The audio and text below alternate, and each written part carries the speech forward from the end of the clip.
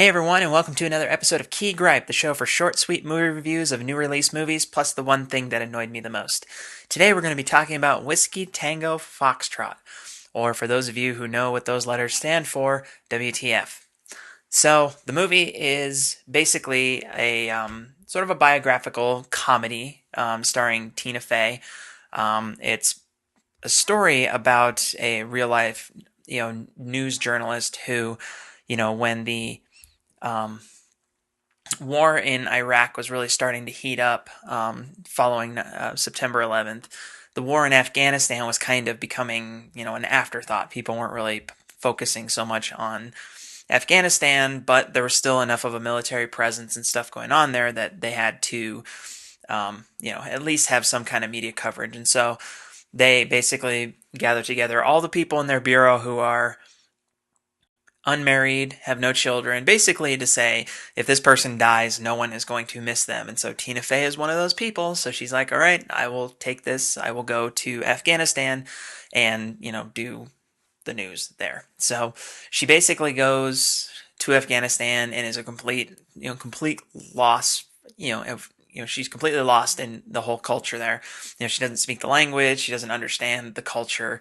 Right off the bat, she loses a bunch of, money in the air, and she's got a bright orange backpack that she carries along with her when she's actually going out into combat scenarios. So obviously that's not a very good position for her to be in. But as she's there, she has some help from different people. One of them, her interpreter, her Afghan interpreter, is played by Christopher Abbott. Basically, this kind of soft-spoken guy, but he's obviously very interested in her protection. There isn't a love interest there, but he's interested in her and keeping her alive and safe. And then Billy Bob Thornton plays a Marine general. You also have Martin Freeman, who plays this kind of freelance photographer who's a bit, wild and eccentric in his own way. And then Margot Robbie, who plays who plays an Australian journalist who's kind of famous in her own right for being really gung ho and adventurous and, just really daring in getting, certain stories. And, at first Tina Fey is like, I can't stand this. I hate it here. I don't want to be, I don't want to do this. This is just, it's this, really just bad situation for her. And her long-term relationship with her boyfriend, her long-distance relationship with her boyfriend starts to deteriorate when she realizes that he's cheating on her during a webcast. Obviously that's probably the worst way to find out, but I'm sure I could figure out other ways, but it's pretty bad. But anyhow, she while she's over there, she goes along with this patrol, and in the patrol they basically come upon an ambush, and there's a firefight. And during this scene, she grabs a camera. They tell her to stay back, do this, don't get involved. She gets out of the truck, she grabs a camera, and she follows one of the soldiers, so she's getting kind of this like over the shoulder shot. And from that moment, she's like transformed into this like person who's just seeking out the dangerous stories, seeking out like the really intense stories. Like she wants to go talk with really dangerous, people, resistance people. She gets she starts to talk to one of the like high-ranking officials in the Afghan government, played by Alfred Molina, the chameleon who can play any ethnicity apparently. But and she starts to really like dare herself to do more. Like she's not content with just like she doesn't want to go back to a desk. She doesn't want to go back to like a cubicle where that's her entire life is just this little world. But so she keeps like pushing herself and pushing the limits of what she can get. And all the while, things around are starting to heat up a little bit. There's more activity in Afghanistan. A lot more heat. And she's finding out that a lot of her stuff isn't getting through to the U.S. because Afghanistan is just not where the stories are. It's Iraq that everyone's more concerned about. So, she's, trying to, find a way to make it matter, to make what she's doing out there matter, as she continues to just like press, continue to, find newer and fresh stories. And this relationship between her and Martin Freeman develops, this sort of, sexual, cute sexual relationship as, she finds out that even though he's kind of a, sleazy person, he actually does have, a soft, sentimental side. Um, but when she kind of gets into it with the network, she decides to go back and kind of fight the network on the coverage. And at that time, when she goes back, she realizes that Margot Robbie has actually kind of stabbed her in the back, to get ahead in her career. And she kind of takes that personally and wants to continue, pushing and getting something that will, make her stories relevant, make her relevant. And at the end of it, basically, Martin Freeman, he's trying to get her this really important story. And as he goes to investigate it, he gets kidnapped. And so she does what she can to, convince the general, played by Billy Bob Thornton, to, send a team in, get him back, get some, basically save this guy's life and get some coverage. And when when that happens, she kind of realizes that she realizes that she's addicted to this adrenaline and needs to scale it back and actually go, she needs to go back to New York and, try to, get things, try to, live a less crazy life that she was trying to live, which she ultimately does. She gets a, anchor job.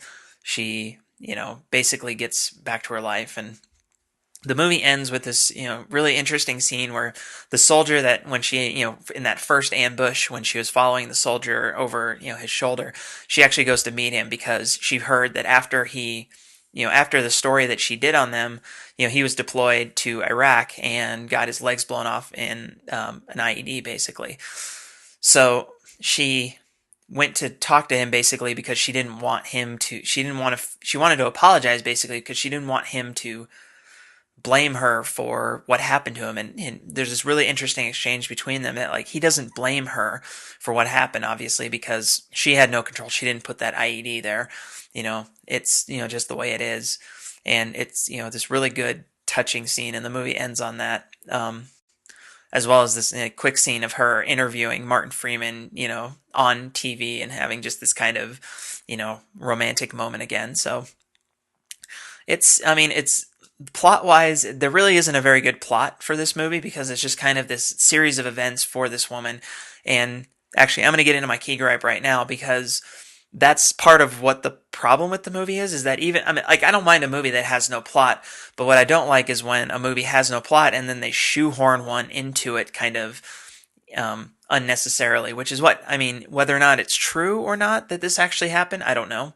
But with the whole Martin Freeman kidnapping, that seemed almost like, okay, suddenly now we have some, we have, something behind this, story, so that adds some weight to it, that adds some urgency to it.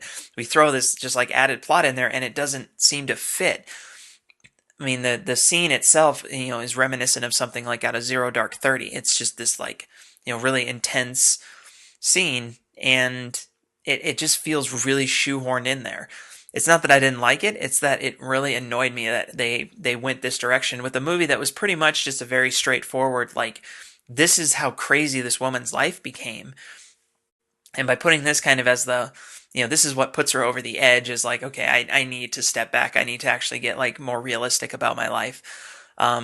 It doesn't seem to fit in the larger narrative or what the story actually kind of is.